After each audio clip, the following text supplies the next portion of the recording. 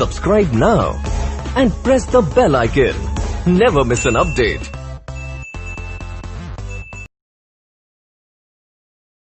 YouTube के कलाम education point channel में आपका हार्दिक स्वागत है। आज हम लोग मात्रक व मापन में त्रुटियों में गुणनफल व भागफल के कारण जो त्रुटि है वो देखेंगे। इससे पहले हम लोग संयोजन व व्यवकलन के लिए त्रुटि देख चुके हैं। उसके लिए जो त्रुटि आई थी वो जो प्राप्त राशि उसमें जो त्रुटि है वो मूल राशियों में अलग अलग निरपेक्ष त्रुटि के योग के बराबर होती है। जैसे हमें इस प्रकार प्राप्त होता है, जो डेल जेड है वो इक्वल टू है del A plus del B, यानी कि इस राशि में जो त्रुटि है निरपेक्ष वो मूल राशियों में निरपेक्ष त्रुटियों के अलग अलग योग के बराबर होती है।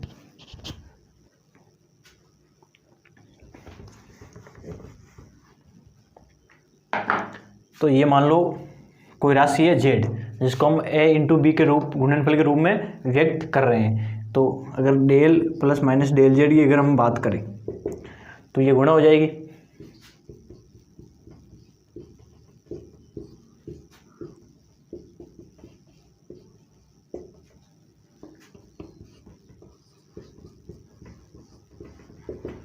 इसको गुणा कर देंगे ए बी प्लस माइनस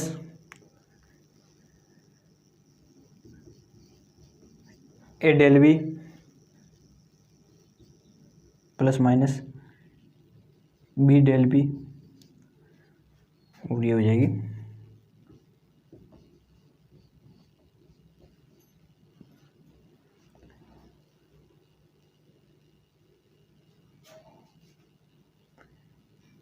ये हो गया A B plus minus A del B plus minus B del B plus minus ये हो जाएगा डेल बी, सॉरी यहाँ पे A plus minus del A B plus minus del B लिखना है, यहाँ पे ए मिस्टेक हो गई।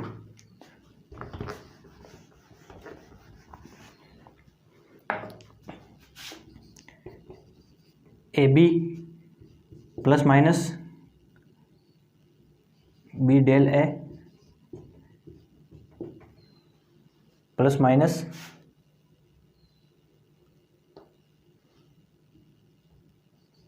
ए del B del A del B. यहाँ पे थोड़ा ध्यान रखना, कन्फ्यूजन हो सकता है। तो ए बी, फिर इसको बी को डेल ए से करेंगे B del A plus minus A del B plus minus del A del B. तो ए बी जेड हम मान लेते हैं, इसमें जेड का भाग दे देते हैं और यहाँ पे ए बी का भाग दे देते हैं। तो ये हो जाएगा Z plus minus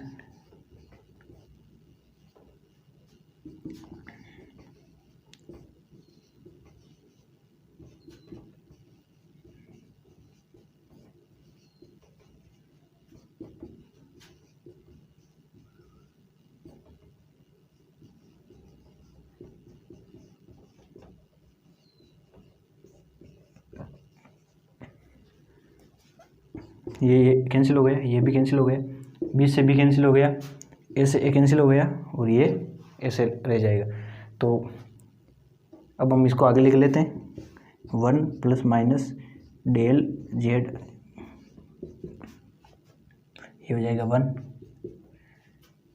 del A upon A plus minus del B upon B plus del ए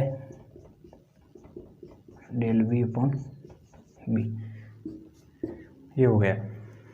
अब हम लोग ये जो राशि है डेल अपॉन ए डेल बी, ये नगण्य होने के कारण हम लोग इसे शून्य मान सकते हैं। तो यहाँ पे हम लोग आगे देख लेते हैं।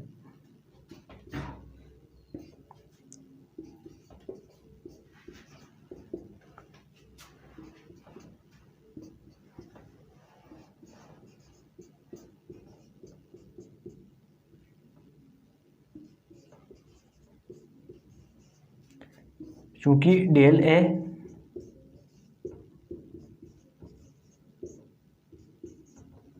ये बहुत छोटी है 1 से, इसी वजह से हम लोग इसे 0 मान सकते हैं। तो ये इक्वेशन हमें प्राप्त हो गई। यहाँ पे देख लेते हैं हम लोग, plus minus del plus minus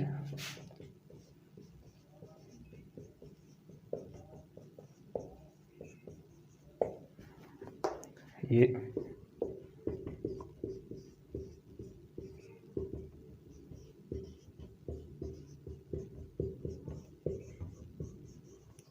यानी कि जो जेड है उसमें अपेक्षित त्रुटि इन मूल राशियों में अपेक्षित त्रुटि के योग के बराबर होगी। अगर हम बात करें अधिकतम की, अधिकतम का मतलब यहाँ प्लस लेंगे हम लोग, तो डेल जेड अपॉन जेड अपेक्षित त्रुटि इन दोनों के अलग अलग अपेक्षित त्रुटि के योग के बराबर होती है। इसी प्रकार सेम भागफल में होता है। तो हम लोग कह सकते हैं कि गुणनफल या भागफल में जो राशि में त्रुटि होती है वो मूल राशियों में अलग अलग त्रुटियों का अपेक्षित योग के बराबर होती है। तो इससे क्या निकल के आता है, इससे हमें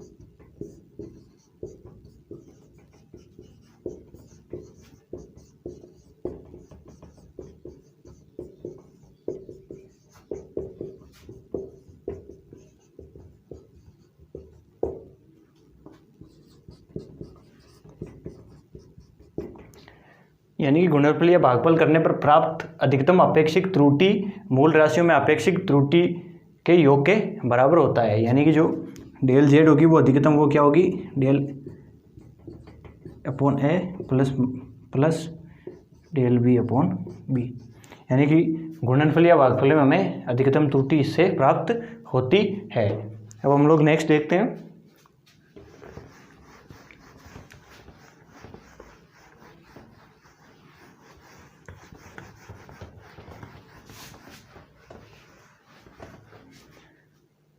घात के कारण त्रुटि।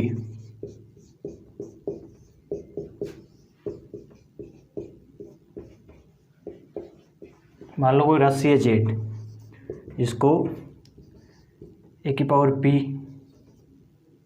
क्यू अपॉन सी की पावर आर, मान लो ऐसे कोई राशि है जिसको डिनोट किया गया है। तो घात में क्या होता है कि आपेक्षिक त्रुटि के आगे ये जो घात होती है वो गुणन में लग जाती है। तो इसके लिए जो डेल जेड होगी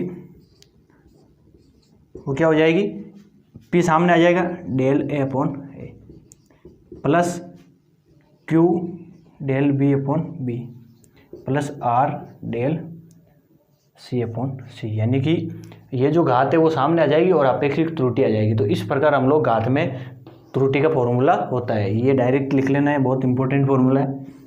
तो इस प्रकार ये होता है, इस पर आधारित क्वेश्चन भी आते हैं। तो ये होता है इस प्रकार। इसके आगे हम लोग देखते हैं सार्थक अंक।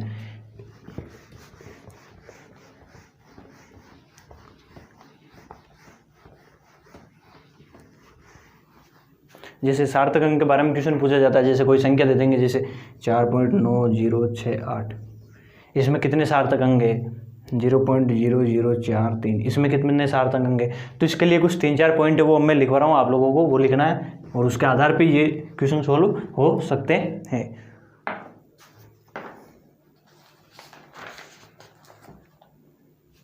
तो इसमें पहला पॉइंट है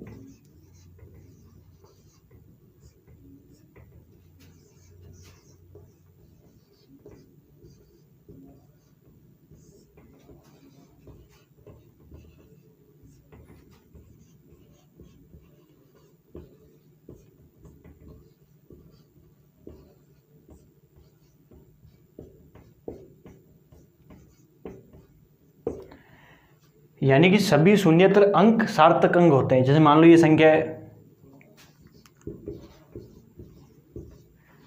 यानी कि इसमें कोई भी शून्य नहीं है, यानी 1 2 3 4 5 6 5 अंक है, यानी कि ये पाँचों के पाँच सार्थक अंक होंगे। यानी कि शून्येतर अंक यानी शून्य के अलावा जो अंक होते हैं 1 2 3 4 5 6 7 8 9 सारे सार्थक अंक में काउंट होते हैं। इसमें कितने अंक हो जाएंगे?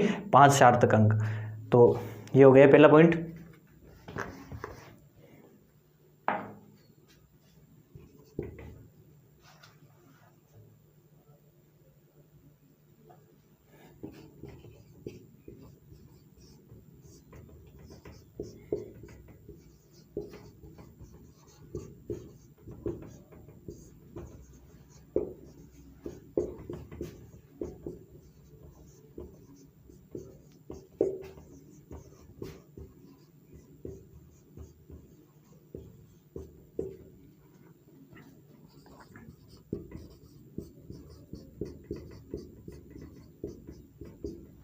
किन्हीं दो शून्येतर अंकों के बीच का शून्य सार्थक अंक होता है। मान लो ये संख्या है, यानी कि ये दो शून्येतर अंकों के बीच में 0 है, यानी कि ये भी सार्थक अंक होगा। तो इसमें 1 2 3 4 5 6 सार्थक अंक होंगे, यानी कि दो शून्येतर अंकों के बीच का शून्य भी सार्थक अंक होता है। तो ये हो गया दूसरा पॉइंट।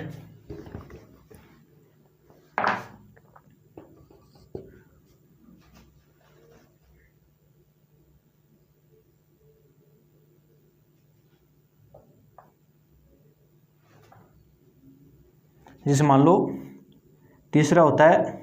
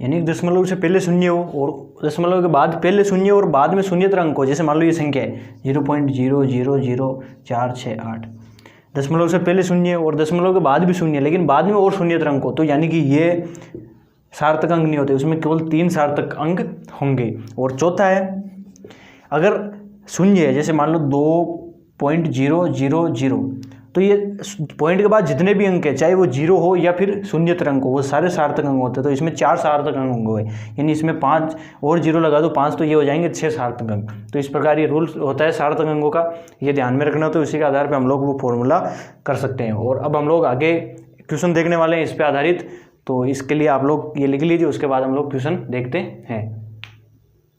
सार्थक अंक में जैसे हम कोई संक्रिया के लिए देखते हैं, जैसे अगर गुणा, भाग, जोड़ और बाकी, तो सबसे गुणा और भाग में क्या होता है कि जब हम दो संख्याओं को गुणा या भाग करते हैं तो बाद में जो सार्थक अंक लगाए जाते हैं वो यानी कि कितने अंक होने चाहिए उसमें, तो वो निर्धारित किए जाते हैं दोनों संख्या में किस में कम है। यानी जैसे ये 4.237 साथ में 4 सार्थक अंक है, इसमें 2.5 है यानी कि 3 सार्थक अंक है।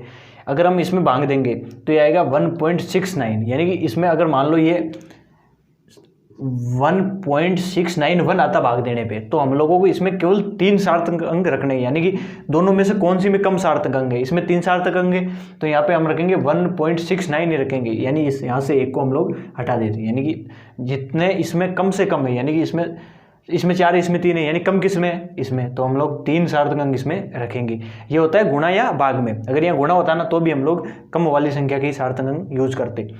ये आता है मान लो जोड़ या बाकी में क्या होता है कि बाद में पॉइंट के बाद में किसमें कम सार्थक अंक है, जैसे इसमें 2 है, इसमें 1 है, इसमें फिर 3 है, तो कौन सा यूज होगा, ये वाला, यानी कि 1 सार्थक अंक होने चाहिए इसमें योग के बाद। जैसे हमने इसका योग किया तो ये आया 663.821। अब हमें पता है कि जोड़ या बाकी में दशमलव के बाद किसमें सबसे कम सार्थक अंक है, तो इसमें 2 है, इसमें 1 है और इसमें है 3, तो कम किस में है? इसमें, यानी कि हमको कितना रखना है दशमलव के बाद? 1, यानी कि इसमें से हम लोग इनको हटा देंगे तो ये आ जाएगा 663.8, यानी कि हमें केवल एक सार्थक अंक तक याद रखना है। तो ध्यान रखना है गुणा और भाग में सबसे कम सार्थक अंक कौन सी संख्या में वो, और जोड़ और बाकी में क्या होता है? दशमलव के बाद कौन सी में सबसे कम सार्थक अंक है, जितने उसमें है उतने ही जो हमें जोड़ या बाकी करने के बाद जो आता है उसमें हम लोग रखेंगे। तो ये हो गया सार्थक अंक पर आधारित। तो सार्थक अंक पर आधारित क्वेश्चन आराम से हो जाएगी अगर आप लोगों को वो फॉर्मूला पता है कौन कौन से सार्थक अंक काउंट होते हैं, कौन से नहीं होते। तो ये है।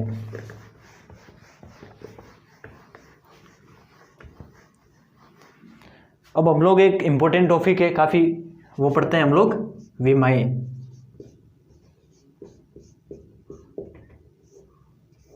विमाएँ यानी कि जैसे फिजिक्स में एक प्रदर्शित करने का रूप होता है किसी भी राशि, भौतिक राशि, जैसे लंबाई है और विद्युत धारा है यानी कि एम्पियर है और किलोग्राम है, तो उसके लिए विमा कैसे लिखी जाती है? जैसे मान लो द्रव्यमान है, द्रव्यमान हमें पता है, इसको m से डिनोट करते हैं और किलोग्राम इसका होता है मात्रक। तो m के लिए विमा कैसे लिखी जाएगी? द्रव्यमान बड़ा कोष्टक, यानी इसको गुरु कोष्टक कहा जाता है, और ये m। तो ये हो गई द्रव्यमान की विमा। m का मतलब क्या होता है? ये होता है m, मास। और अगर हम बात करें यहाँ पे लंबाई, लंबाई का कैसे? l से, मात्रक क्या होता है? मीटर। तो लंबाई के लिए विमा हो जाएगी l इस प्रकार। मान लो समय, समय क्या होता है? t, तो इसके लिए विमा हो जाएगी t। अगर हम बात करें एम्पियर, विद्युत धारा, तो इसके लिए हो जाएगी a। अगर मान लो बात करूँ मैं तापमान यानी कि टेम्परेचर की, तो केल्विन।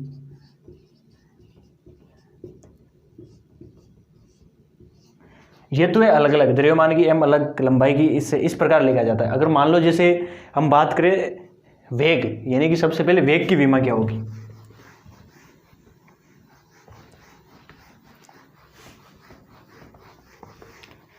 किसी भी भौतिक राशि की विमा ज्ञात करने से पहले हमें उसका जो सूत्र होता है यानी कि जो मात्रक होता है वो ज्ञात करना होता है। जैसे वेग, वेग का मात्रक क्या होता है? दूरी बटावा समय, यानी कि मीटर पर सेकंड। यानी अब हमें इसे विमा रूप में लिखना है। तो मान लो सबसे पहले ये, अब ये क्या है? मीटर, यानी कि ये किसका मात्रक है? लंबाई का है। ध्यान रखना है, इसको द्रव्यमान के साथ कंफ्यूज नहीं होना है। ये क्या है? दूरी बटावा समय। दूरी, दूरी को किससे लिखा जाता है? एल, ये हो गई एल। अब समय, समय को टी से, लेकिन ध्यान रखना है ये नीचे है यानी कि ये बटावा में, तो इसको ऐसे लिखा जाता है सेकंड इनवर्स। तो यहाँ पे भी क्या हो जाएगा? इनवर्स। तो ये हो गई वेग की विमा, बड़ा कोष्टक। फिर जैसे ये दूरी है, ध्यान रखना है ये द्रव्यमान नहीं है, ये दूरी का मात्रक है मीटर, तो दूरी के लिए एल लिखा जाता है, तो एल लिख दिया। फिर टी के लिए ये सेकंड इनवर्स में यानी कि मीटर सेकंड इनवर्स, तो यहाँ पे -1 आध लग जाएगी, तो ये आ गई वेग की विमा। इसी प्रकार मान लो त्वरण की विमा, त्वरण की विमा क्या होती है? वेग बटावा समय। और हमें पता है कि वेग क्या होता है? दूरी बटावा समय, यानी कि इसको हम लोग अगर लिखना चाहें तो ये हो जाएगा दूरी बटावा समय और इंटू समय। दूरी का हमें पता है एल होता है, एल। फिर समय 2 बार है यानी कि टी, लेकिन ये बटावा में यानी कि -2 घात हो जाएगी, तो ये हो जाएगी -2। इस प्रकार त्वरण की विमा होती है एल टी की पावर -2। और बड़ा कोष्टक ध्यान रखना है, बड़ा कोष्टक लगाना जरूरी है विमा के लिए। अब हम लोग 1-2 भौतिक राशि की और विमा देखते हैं।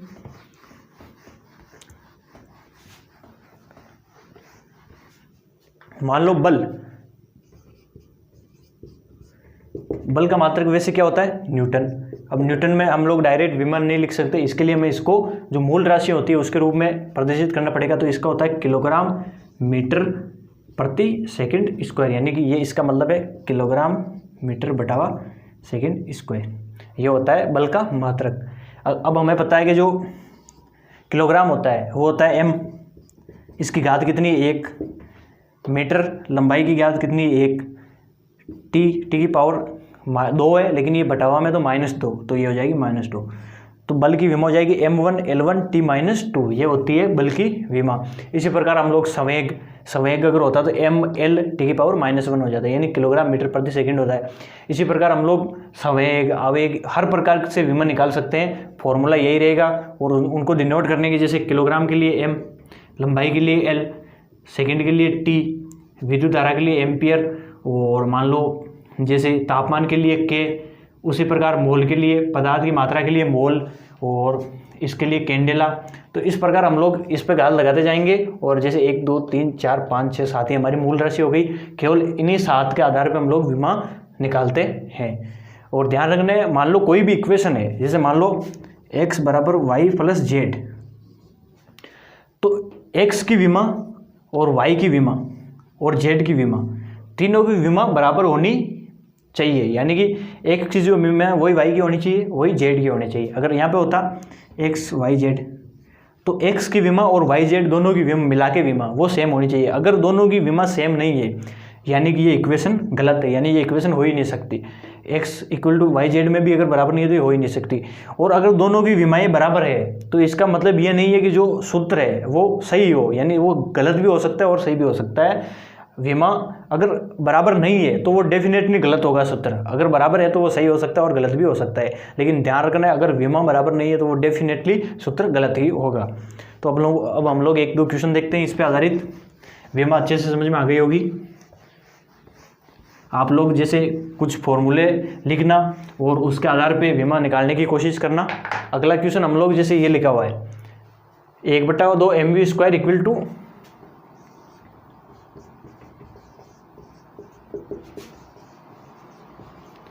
अब इसकी विमीय सत्यता ज्ञात करनी है, यानी हमें पता करना है कि इसकी विमा और इसकी विमा बराबर है या नहीं है। तो हम लोग सबसे पहले 1/2 की कोई विमा नहीं होती है, ये कांस्टेंट राशि है। अब m क्या होता है यहाँ पे? द्रव्यमान। द्रव्यमान क्या होता है? m, ये होता है द्रव्यमान, इसकी m1। v क्या होता है? v होता है मीटर प्रति सेकंड, यानी कि अगर v² है तो यह क्या हो जाएगा? m² s²। तो हम लोग l के लिए लिख लेंगे यहाँ पे 2, t के लिए हो जाएगी -2। तो ये हो गई इसके लिए विमा। अब हम लोग राइट हैंड साइड के लिए देखते हैं, तो m के लिए विमा होती है m1।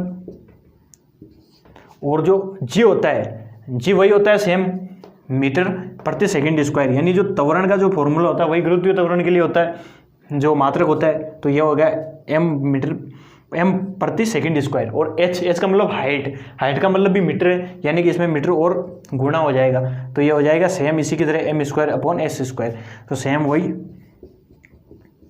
यानी कि ये जो फॉर्मूला है m1 L2 T-2 T-2, यानी कि ये जो फॉर्मूला है ये विमीय रूप से सत्य है, यानी इन दोनों की विमा बराबर है, यानी कि विमीय रूप से सत्य है। अगर इसकी विमा बराबर नहीं होती तो यानी ये फॉर्मूला गलत होता है, यानी ये फिजिक्स का कोई फॉर्मूला नहीं है, यानी ये मन से बनाया गया है। तो इस तरह हम लोग विमा के आधार पर विमा निकालना भी पूछ सकते हैं डायरेक्ट, और विमीय आधार पर सत्यता भी पूछ सकते हैं।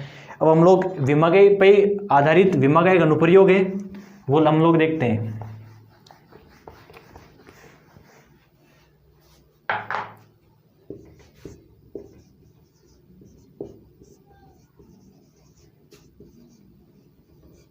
सूत्र व्युत्पन्न, यानी विमा का प्रयोग करके हम लोग कैसे सूत्र की व्युत्पत्ति कर सकते हैं, यानी कैसे सूत्र को डेरिव कर सकते हैं। तो इसके लिए क्वेश्चन है, सरल लोलक गुरुत्व बल के अधीन दोलन कर रहा है। मान लो भाई एक सरल लोलक है जो मान लो गुरुत्व बल के अधीन दोलन कर रहा है ऐसे। तो मान लीजिए कि इस लोलक का जो दोलन काल है, मान लेते हैं इसका जो दोलन काल है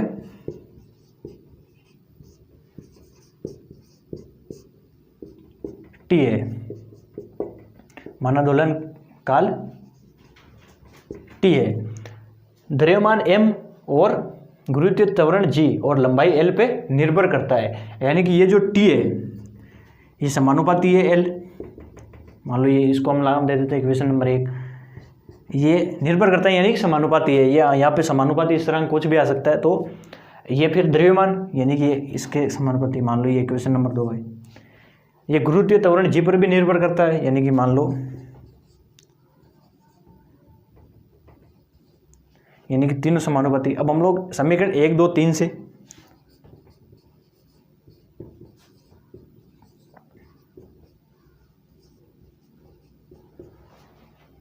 क्या लिख सकते हैं, एंड जी। हमें पता है कि हम जब भी समानुपाती का जो ये चिन्ह है इसको हटाते हैं तो यहाँ पे एक इस तरह का आ जाता है, तो ये हो जाएगा t इक्वल टू,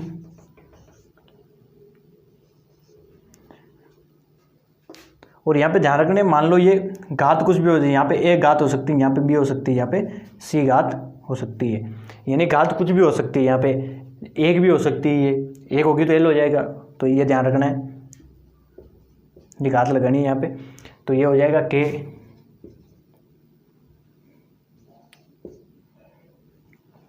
और हमें पता है कि जो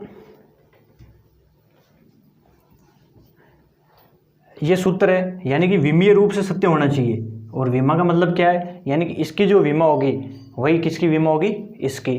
तो हम लोग इसके लिए देखते हैं,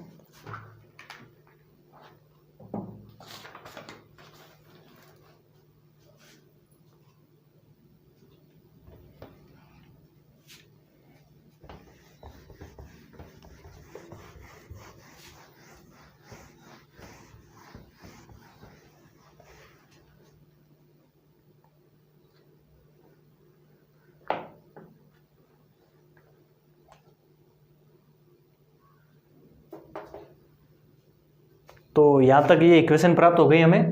अब हमें देखना है, इनकी विमा रख देते हैं।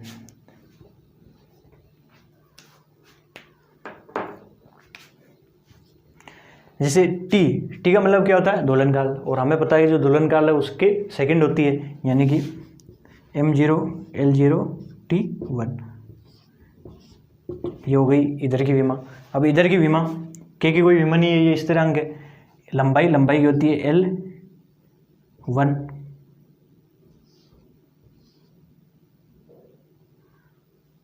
है m यानी कि द्रव्यमान, तो ये हो जाएगी m,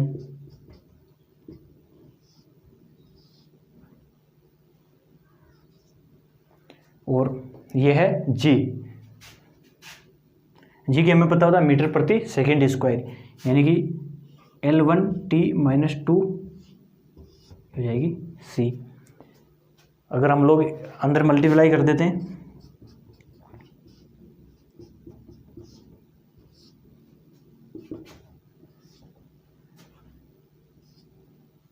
ये हो जाएगी LA MB एंड LCt-2c, तो यहाँ पे L की हो जाएगी A+C MB और t-2c। अब हमें पता है कि विमा का मान, इधर की विमा इधर भी बराबर होगी, तो L की विमा L के बराबर होगी, M की M के बराबर होगी, और T की T के बराबर होगी। अब यहाँ से हम लोग बराबर रख लेते हैं समीकरणों को, तो इसको मैं साफ कर रहा हूँ।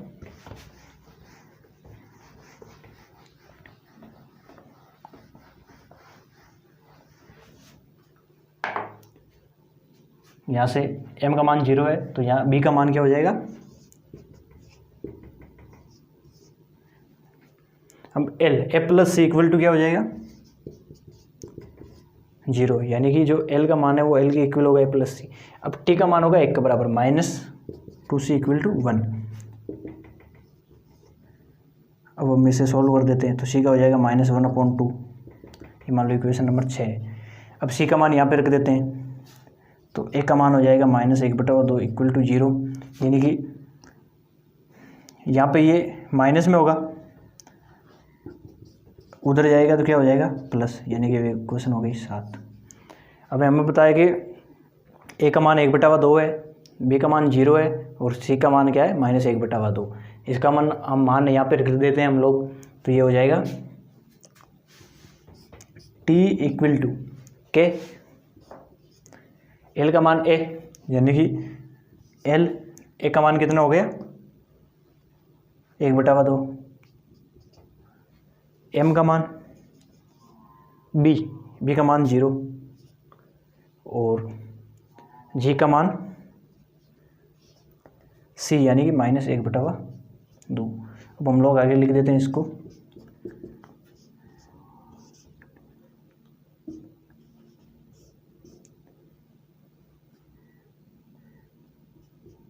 2।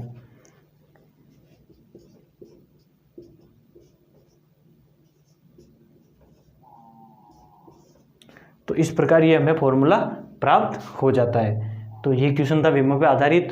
तो ये था हमारा चैप्टर मात्रक व मापन, जिसके बारे में हम लोग त्रुटियाँ, मात्रक जो मूल मात्रक है और भी सार्थक अंग है और विमाएँ, इसके बारे में पढ़ चुके हैं। तो ये एक बहुत ही सिंपल चैप्टर है, ये कोई इतना खास फिजिक्स का चैप्टर नहीं है। तो ये एक तरह से कुछ त्रुटियाँ उस तरीके से ये प्रैक्टिकल जो होता है ना उसके लिए ज़्यादा इंपॉर्टेंट होता है। जैसे वर्नियर कैलिपर से जो भी हमें दूरियां वगैरह निकालनी होती है उसके लिए ज़्यादा इंपॉर्टेंट है। तो अगर आपको ये हमारा लेक्चर अच्छा लगा हो तो लाइक, शेयर और सब्सक्राइब करना ना भूलें। Thank you. Subscribe now and press the bell icon. Never miss an update.